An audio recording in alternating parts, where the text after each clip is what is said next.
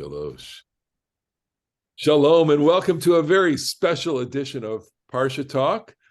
I'm Rabbi Elliot Malamit in Highland Park, New Jersey, Highland Park Conservative Temple Congregation on Shemin, and joining me, my good friends, Rabbi Barry Chesler, Solomon Schechter Day School, Long Island, and Rabbi Jeremy Kalmanovsky, Anshe Chesed, New York City. This is the pre-Pesach edition, the very special edition. A note to our beloved viewers and watchers and listeners. This is our last Parsha Talk before Pesach. We won't have a Parsha Talk next week. It's just complicated because there's not much of a week. But we want to thank you for watching. So we're going to give you an extra special Parsha Talk this week. Something a little different for us, because we're going to take a tour through the Haftarot, which accompany Klal Yisrael on this journey of Pesach. It's an extravagant journey. It's going to take us into different worlds, different time, different epochs, and give us a whole panoply of themes, just unbelievable themes to think about, including and not limited to the first Haftara, which is Shabbat Hagadol, from the book of Malachi, the last book, the last prophet in the books of prophets. Malachi, he is the latest, the last of them, in the last of the prophetic era. We're going to choose a verse, or a couple of verses, the verses that conclude this Haftarah. Shabbat Hagadol, Ve'eshiv lev, Hine anochi sholech lachem et Eliya Navi.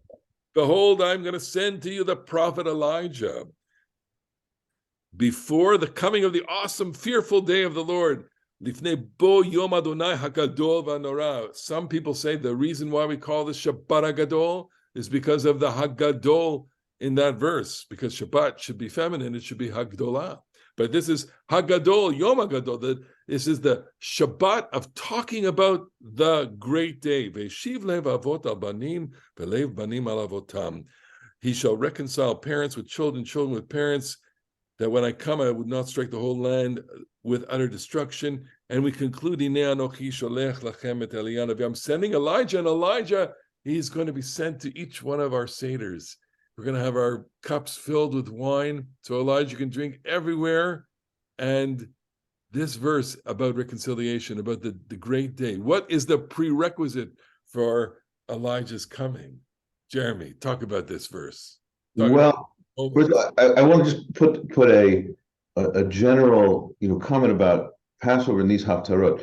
Pesach, it is just the high holiday of the spring. It's the high holiday of the home, the high holiday of the family. Rosh Hashanah, Yom Kippur, you belong in synagogue for those experiences. Pesach, you belong at home. It's powerful to think that if you have like meals at Rosh Hashanah and you break the fast of Yom Kippur, but you don't go to shul, you didn't really participate in the holiday. Maybe you go to shul on Pesach, but if you don't have the celebration at home, you haven't really had this holiday.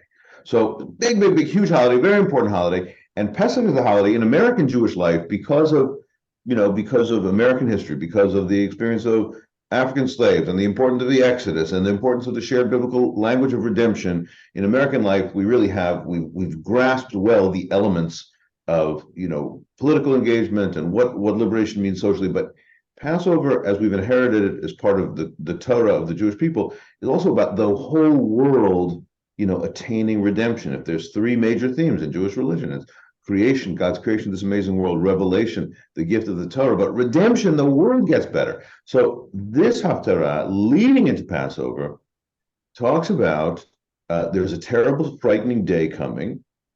It might freak you out. It might express divine wrath, but it also is a time of families coming together. Elijah the prophet, the harbinger of the Mashiach, the harbinger of a new world, the messenger of redemption.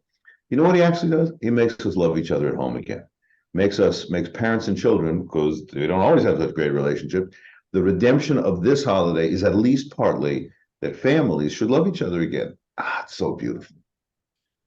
So this reconciliation, which is so necessary for redemption. I mean, that's what we're taking away from this, and that we are setting the stage for this great family drama that is going to unfold in all of our dining rooms, I guess. And I guess, the tradition is serving us this reading from the book of Malachi at the end. It's starting with the end. Isn't that amazing that the overture of the whole holiday is a word from the end, right? Well, it is from the end, but it also is a beginning as well in a lot of different ways. So, Jeremy was talking about the great themes of Jewish thought, of Jewish theology, which are identified with the holidays Pesach, Shavuot, and Sukkot, or Rosh Hashanah and Yom Kippur. And we actually, right, in history, we have creation, revelation, and redemption. But in our liturgical calendar, redemption comes first. And only then do we get revelation. And only then, after revelation, do we get creation. And it's to make us really think about what is the true order of things. So one of the things that we don't have time to talk about is that Malachi is the last of the prophets. The prophetic period, according to the rabbis, is going to come to an end this Shabbat with the conclusion of the book of Malachi, but it's also the beginning of the Second Temple period, because the Second Temple has just been built. Malachi is, talking around the years of its building, perhaps, and that's going to set a different tone for Judaism, and that's going to create the Judaism that we know. Right? We're not really biblical Jews. We've never been biblical Jews. Even the biblical Jews weren't such great biblical Jews. But what I've been reading a fair amount recently in early Second Temple period, and most scholars have concluded that the key to Judaism is to be found in the Second Temple period, in what we call the Persian period, because all the institutions and things that we associate with Judaism had their beginning in this period. So interesting, because Passover is the beginning of the Jewish story, but Passover, the celebration of Passover, is really the beginning of the rabbinic story. It's our Seder is a rabbinic invention that attempts to recreate the biblical Passover. And here, what you're saying, and I think this is good, contextualizing. You're saying Malachi comes right at the end of prophecy and at the beginning. He's at the hinge point of the history, really, where the Bible is really being concluded. Prophecy is over, and a new era is beginning here with the Second Temple and with the renovation of Judaism as we know it, although the rabbinic period is not until much later. Let's move to... I just want to add one other point. So Jeremy was talking about the two poles of the home and the synagogue with Pesach and the high holidays. We could also look at Pesach as establishing two poles, because there's the past, the Exodus that we commemorate, but there's also the future redemption. And it's an interesting question to which one we seem to be more wed. Are we drawn to the past, and that's what drives our Seder? Or, as the Haftarot suggests, do we need to talk about the future? That it's not just the redemption in the past that's important, but what we could say about the redemption that we will bring ourselves or attempt to bring. Okay, first day of Passover, the tradition gives us a passage from Yehoshua. Interesting passage, Joshua 5. It's the first Passover that Bnei Israel will observe in the land of Israel. I want to focus on a couple. I'll put this verse out, and you'll contextualize, Jeremy. It's verse 9, 5 verse 9. Vayomer Adonai el Yoshua, Hayom galoti et cherpat Mitzrayim me'alechem. Today I have rolled away from you the disgrace of Egypt. That's such an amazing line, because it says we are in a new era. We've crossed over the Jordan. We've entered the land of Israel, and all of the vestiges of your humiliation are no longer there. You now are accountable. You now are responsible. You are earning your keep. You're getting your food. The manna has stopped, and here you are. And that disgrace is not there anymore. The poetic ramifications and the different nuances, the different tones within that word are tremendous. First of all, you described, so they have crossed the Jordan.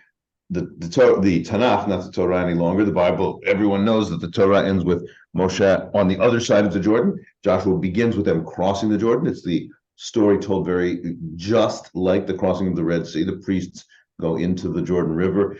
Nowadays, people have seen the Jordan River is very small. If you see photographs from even the 1930s, it's not exactly the Mississippi, but it's a big river. It's not the teeny little creek that we have today. The priests go into the water, they're carrying the ark, and the water stops. The Amayim Lahem Choma, and the waters were a wall to them. They walk across, now they're in the land of Israel. And our passage relates a few things to get them ready for Passover. First of all, that the manna stops, as Elliot just said. They were eating in the desert, they were eating magic food. Now they are in the land of Israel, and they are going to have to work for their food. They're going to have to. It's going to be human power, and God creates the world, and humans figure out how to turn it into food. Vayishbot Haman, this is verse 12. Vayishbot Haman b'macharat me'ochlam me'avur haaretz. The manna stopped the next day when they ate the produce of the land. V'lo hayod livnei Yisrael man, and there was no more manna for them, no more magic food of the desert. V'yochlu mitzvot eretz Canaan b'shana hahi. They had to work like regular human beings. So one of the things that's rolled away is perhaps the kind of dependence. The Israelites in their wanderings were not, strong co-covenantal partners with God. God just took care of them. They were babies, but now they're grown-ups. The other thing is rolled away. The other thing that's rolled away, I think, is the curse of the Garden of Eden. Because in the Garden of Eden, work was a punishment. You have to work very hard and you're going to get very little. But the way I think you correctly described it, now they're going to work for the land, work the land to get their food, because that's what redemption is. It's not given to you. It's something you have to work for and work toward. And if you succeed, then that's real human dignity. Speaking of human shame or dignity, there's this other thing that's rolled away, which is that this Passover is the covenantal holiday. The other thing which symbolizes the Jewish covenant in the Jewish male body is Covenant of circumcision. Circumcision. So you can't eat the Pesach sacrifice. A male cannot when uncircumcised. And Joshua in this passage makes flint knives, sharp stone knives, circumcises all the men at this place, Gilgal, which means that it's rolled away, the shame has been rolled away. And the Bible also calls it the fabulous name, one of the best names in the whole Hebrew Bible, Givat HaAralot, the hill of the foreskins. I hope that everybody on your upcoming trip to Israel, be sure you ask the guide to take you to the hill of the foreskins. And you don't want to miss it. It's one of the highlights. And so therefore we'll move on to the book of Kings. The Shabbat of Pesach, second day, it's a diaspora Pesach. And Haftarah, from the book of Kings, we are in a different era here, well into the monarchy, time of Josiah. And Barry, you want to give us the context? The verse I want to choose for that is 21. By Yetzav HaMelech et Kol Ha'am Lemor, Asu Pesach L'Adonai Elohechem Kakatuv Al Sefer HaBrit. They find the book. They find the book of the covenant in the temple. It's amazing. So, right. So Josiah comes near the end of the first temple period. He's going to be killed in battle in the year 609, a generation before the destruction of the temple. But he is part of this religious reform movement where, according to some people, the book of Deuteronomy is going to be discovered, or the core of the book of Deuteronomy is going to be discovered.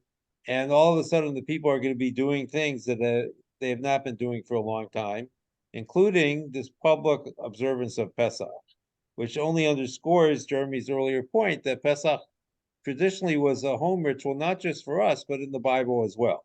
But it's the one sacrifice that was slaughtered at the home rather than at the altar. And it's a striking passage because, again, we have this juxtaposition between the beginning and the end. We're nearing the end of the first temple period, which is going to usher in the exile and restoration in the second temple period. But the death of Josiah is really one of those haunting moments that seems to reverberate long after his actual death, even down to our own day, because you're stuck wondering what would have happened had he lived a few more years. How might history have taken a different course? He's like the JFK. Is he like the JFK of the Tanakh? Well, he was quite young, actually, so maybe that's a good analogy. He became king when he was 8, and I think he reigned for maybe 40 years, something like that, a long time. So he was not that old when he was killed. Barry, you earlier said, about the dynamics of looking back and looking forward, and I think that's a very apt observation about just the dynamics of Jewish aspirations. Do we want to be like the people of old? The first verse of our Haftara from Malachi, from Shabbat Hagadol, should be Kimei Olam Ukshanim Kadmoniot, that our future should be that we can reattain what was like in the past, or do we want to look forward to something that has never happened yet? And I think both of those, like a religious Jew, I think feels both of those, a pull to be, just like Moshe Rabbeinu, or a pull to experience Eliyahu Hanavi in the future. But Josiah is described, the book of Second Kings here describes Josiah, just praises him to the highest heavens, that there was no king like him. I'm reading verse 25 or 6, I think it's 26. Kamo lo haya lefanav melech asher shav el Adonai b'chol levavo b'chol nafsho b'chol me'odo. You hear the Shema in that. There was no king like him who repented back towards the Lord b'chol levavo b'chol nafsho b'chol me'odo, just like the Shema, with all his heart, all his soul, all his might. Kikol Torat Moshe, like the Torah of Moses. The Acharav lo kam kamohu, and after him there was none like him. Those are the very same descriptions that applied to Moshe. So I think that in Josiah's term, that in the 7th century BCE, they're already imagining him as he wants to be like the people of the past. So in our Haftara, we have both a pull to the future and a pull to regain the beautiful days of old. It's so interesting, he is so consequential in terms of the history of Judaism, in terms of, what the place of the book of Deuteronomy is within the Bible, and how it captivates the imagination of the Jewish people. And he is a pious figure, and he's not a zealot. He is, someone who's committed to kicking out all the idolatry and to restoring. But the whole the last line that you just quoted, Jeremy, how political leadership coalesces with a moral leadership, and how in fact rare that is, and how rare that is in all of history. So let's move on to Yecheskel. Yecheskel, the intermediate Shabbat. Would you say that this is this is the second most famous of the Haftarot of Pesach? Because in this Haftara of the Shabbat Chol Hamoed, the interim Shabbat, we have this peculiar vision of the bones, the dry bones. The hand of the Lord came upon me. He took me out by the Spirit of the Lord and set me down in the valley that was full of bones. He led me all around them. There were very many of them spread over the valley, and they were very dry. He said to me, O mortal, can these bones live again? I replied, O Lord God, only you know. Prophecy over those bones and say to them, O dry bones, hear the word of the Lord. And thus said the Lord, I will cause breath to enter you, and you shall live again. I will lay sinews upon you and cover you with flesh and form skin over you. I will put breath into you, and you shall live again. And you shall know that I am the Lord. It's literally breathtaking. This Or breath-giving. Breathtaking. And then there's this very interesting phrase, verse 11. O mortal, these bones are the whole house of Israel. They say, our bones are dried up, our hope is gone. Yavshu atzmotenu ve'avda tikvatenu. Wow. And of course, Jewish history has an answer to that. Od lo avda tikvatenu. Od lo avda tikvatenu. Isn't that just first of all, we we were talking a little past my mind, and I told the listeners, there's Ezekiel 37. Of course, if you're reading your Eitz Chaim Chumash, you can always just go get each Haftara. But Ezekiel 37 is the vision of the Valley of the Dry Bones. Isn't it amazing that this hugely important passage found its resonance in this particularly modern commentary that is Hatikva, Naftali Hertz Imber, a very, very peculiar man. This the guy who wrote Hatikva. I know nothing about it. He's peculiar. He was a poet, and of course he had a life, and he was an alcoholic, and he wrote this poem in Europe, and he died in New York, I think it was. Really? I don't know. Really, yeah. And I don't know where he's buried, but or maybe he's buried in Israel. Maybe I don't know. But he took these words and he answered them. Od lo avda tikvatenu. And this has so much resonance today. We're in we've been saying over these last few weeks, we're in a moment. There's something happening. These forces in Israel, and it's not over. This story is not over, and it's playing itself right now, even as we speak, and it's going to be playing itself out in everybody's home in Israel and throughout the Jewish world, where people who are invested in Israel and connected deeply to, they're trying to figure out, and there are people in Israel who are saying, there is no hope. It's painful. It's a painful moment. This past week I had several programs related to. We had some guests from Israel. They're still here. I'm gonna meet with them. We're gonna come to the shul on Saturday. I'm gonna meet with them on Sunday. Group of 60 principals. And I was on a panel on Sunday with Asaf Zamir, the consul general, who was the last act of him in office, because when the water's off the boil a little bit for the most extreme things right now as we're recording this on Wednesday, but on Sunday, Bibi Netanyahu fired the defense minister for pushing back, and when he did that, Asaf Zamir, the consul general, resigned at that moment. Yeah. The last thing in his office was sit on a panel with me. I don't think it was my fault though. And then he resigned. So here, what we might note is that this Haftara provides a bracket with the Haftara of Malachi, because Yechezkel comes at the beginning of the exile, which is going to culminate with the building of the second temple with Malachi.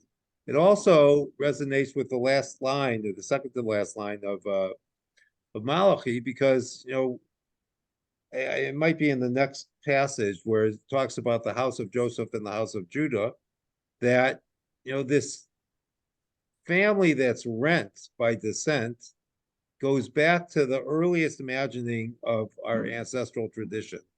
Joseph and his brothers very rarely presented themselves as unified.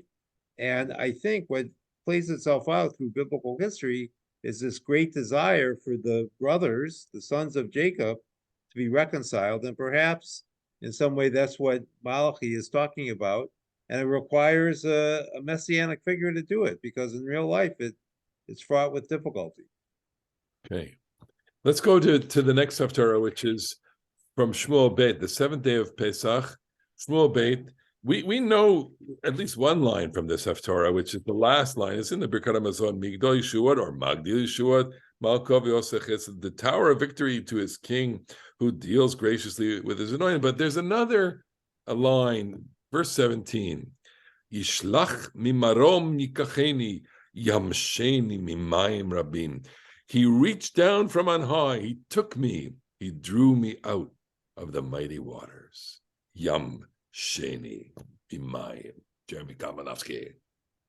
Wow. So King David is the person who is speaking the pshat in this passage. It's the last great poem on the 7th day of Pesach. We read the crossing of the Red Sea. So this great epic poem in the end of King David's life, which is very, very closely parallel, almost identical to Psalm 18. It's another epic poem. But what I want to cause attention to just this line is, who's that guy who takes us across the water in Exodus? Is Moshe. Yeah. And his stepmother, the princess of Egypt, she calls him Moshe ki min hamayim mishitihu. she gives him this Hebraic name, even though we didn't actually happen to know, we modern people happen to know that the word Moses, like Tutmos the Pharaoh, Mos means man in Egyptian, or male person, I think male child perhaps. So Moses is an Egyptian name, but Moshe is a Hebrew word meaning to draw through the water. So when King David says Yamsheni mimayim rabim in this passage, and we hear the word Moshe, the verb Moshe, we know that this motif that God and human religious leaders, that, like, what is the human religious leader? King David is the person who got drawn through the water. Moshe also got drawn through the water. Moshe also draws through the water, and King David similarly, like, we're playing on this motif. What is rescue? What is salvation? You make it through. Higiu mayim ad nafesh, and the water is rising. It's at the throat. I'm choking on the water, and the religious rescue is like a process of getting out of dangerous waters. So I just think this is pretty cool. The way that one Bible passage, without exactly referring to other ones, kind of knits together to tell like a fabric or a weave of the same story. Absolutely. All right, with that, let's go to the last Haftara of the whole holiday, 8th day, for those of us who observe 8 days in the diaspora. This is, I'm going to say this is the masterpiece of all the Haftarot. This is the crown jewel, Isaiah 10. Isaiah 10, we could almost spend an hour on each verse here. This is this same day at Nov, Od Hayom ben Nov, Lamod Yinofef Yado, he shall stand and wave his hand. Hine Adon Adonai Tzvaot, the sovereign Lord of hosts will hew off tree crowns with an axe. And then it says, Ve'yatza choter migeza Yishai, a shoot shall grow out of the stump of Yishai. And goes on to tell us about the individual, about a person, about an era, the era which is known to us, V'gar ze'ev im keves, v'namer im gdi yirbatz. Verse 6, the wolf shall dwell with the lamb, the leopard lie down with the kid, the calf, the beast of prey, and the fatling together with a little boy to herd them. And on and on. A little more. The cow and the bear shall graze, their young shall lie down together, and the lion like the ox shall eat straw. A babe shall play over a viper's hole, and an infant pass his hand over an adder's den. In all of my sacred mount, nothing evil or vile shall be done, for the land shall be filled with devotion to the Lord, as water that covers the sea. Ki malach haaretz de'at Adonai, hi kamayim layam mechasim. Isaiah, the soaring poetry of the biblical prophet Isaiah. Like, we know that there's, the first half of the first 2/3 of Isaiah and the second third don't take place at the same time. It's presumably like not the same writer unless he lived 200 years, but both the first half and the second half have this incredible, just soaring poetic mastery. It picks you up and lifts you up, and just, you want to just say, yes, the possibility of redemption's at hand. What I want to say is that blessed is the generation that had an Isaiah that could lift the people up like that and take their crushed spirit and give them that kind of hope and that kind of vision. And it's done through oratory. It's done through words. I don't think he's basically imprinted this vision on human civilization. I mean, like, you can go to the United Nations and see this there. It's the ultimate vision of a world that's at peace. So I want to ask you something. You can say that the leopard will lay down with the kid, and the wolf will lay down, and the leopard will lay down with the kid.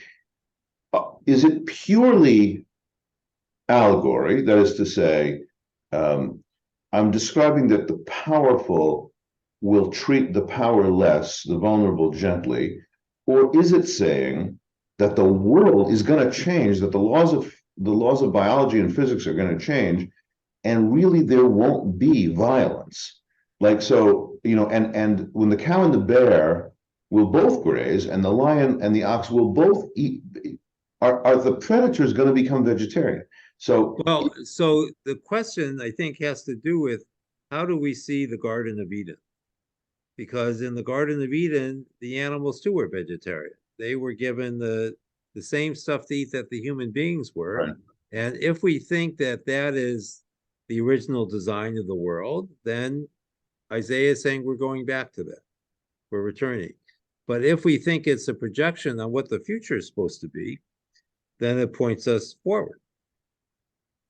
Well, do you read it then as a total allegory, which is that there's going to be a total change in human nature? That I like what you It's said. a tough question to answer because I think that on some level, I want to read it as an intimation of a future that we're working toward that we've never seen before. But I think each of us likes to think of ourselves as being unique individuals, and no one is going to live their life the way that I live mine or you live yours. And so we want a sense of the future gives us something new, something that we haven't seen before. And that's what I would make of Isaiah. He's pointing forward. My desire, and I'm not 100% sure I'm right, but I think I'm right. I mean, it's because of the stuff that Barry said about the image of the original creation, is that it doesn't just mean, that the Putins of the world will stop preying on the Ukraines of the world. It doesn't just mean that, that well, whatever, tyrants will cease to exploit the vulnerable. I think it means that the world changes, and instead of the kind of violence that's baked in, where snakes eat children, children can play with the snakes, and there won't be violence. And my holy mountain will become a place of peace. But I admit that it's also possible that it's saying that the Putins of the world will stop trampling on the Ukraines of the world. And as one of the voices about redemption says in the Talmud, Ein bein olam hazeh le'olam haba ela shi'abud malchuyot bilvad.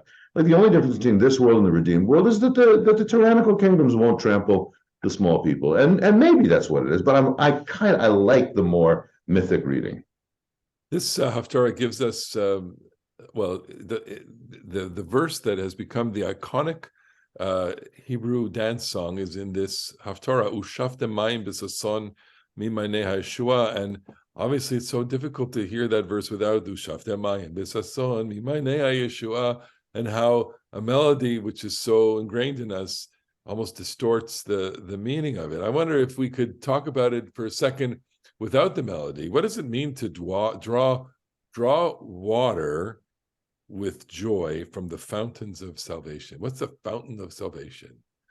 And before that song was composed, someone, Isaiah had this image that there was gushing waters of salvation, and that it was up to us to take our little vessel, our little jug, our little, juglet, and put water in it. Salvation water. Mayim Yeshua. Well, so just what you were saying about that is, can we do it without the folk dance? And obviously they did it for some hundreds of years before the folk dance, but it also plays liturgically in Havdalah. Like yes. This is how you begin the week. Hinei Yeshua ti'avtach v'lo evchad. This is in the Haftara for this last day of Pesach, and I don't know if this is exactly right, but any number of biblical texts, because of the way the land of Israel, where it is, how it is, a lot of desert, a lot of dry places, and it's like the verse in Psalm 42. Like the desert goat pants after a spring of water, so my heart thirsts for you, oh God. So it's like, you know what land of Israel looks like. You go walking through the desert, it's dry, it's hot, and the well springs of salvation spurred up. You discover the possibility of goodness and sustenance where there was none. So we've gone on a little journey here. We started with Malachi, the end of the temple, the end of the era of prophecy, the beginning of the Second Temple era, back to Joshua, when the Israelites were already in the land. In the time of Josiah, at the cresting of the monarchy, the Ezekiel vision of the Valley of the Dry Bones, where there's a destitution and a vision of restoration. The Song of Samuel, which is a kind of, a paean to the Exodus, and this vision here in Isaiah. I want to ask two questions to end, and we're going a little further, which is, this is a journey, and most of us and most of our listeners and viewers may not be adept or involved with the reading of the prophets. And how do you get into this, and how do you try and get into the world of the prophets and understand what they're saying? It's difficult. These words are difficult. The Haftarot are difficult to read, and Haftarot are difficult to understand, and there's just so much there. So do you have an advice for anybody on where you would start, or what you would listen to, or what you would, or just a word? Jeremy or Barry, sorry, go ahead. So I think what works for me sometimes is to remember that the prophets offer a distinct perspective. And what we need to remember as we go through life is that there's always more than one perspective. There's always more than one way to look at things. And you have to be open. And even if you don't connect today with one prophet, you might connect with another one. And one of the things that I liked about what we did today, by going through all these different Haftarot which ran the gamut of the biblical history, is that history doesn't stand still. And there's always something in the past that could shed light on where we are today. And just to tie it up with where we began, is that because Pesach is such a family holiday, we sometimes need to remember that in our individual families, all the perspectives matter, not just mine. So good. And we have to be open to them. Jeremy, any Can't words? top that. That was good. I mean, can't top that. There's a dream. There are dreams here, and the prophets represent the dreams of the people. And we're back to our tables and back to our dining rooms. We're going to be. I'm sitting in my dining room now. This is where we're going to do the Seder, and you close your eyes and you think about your life, and you think about your family, and you think about the people that are there and people that are not there, and how we're all connected to each other.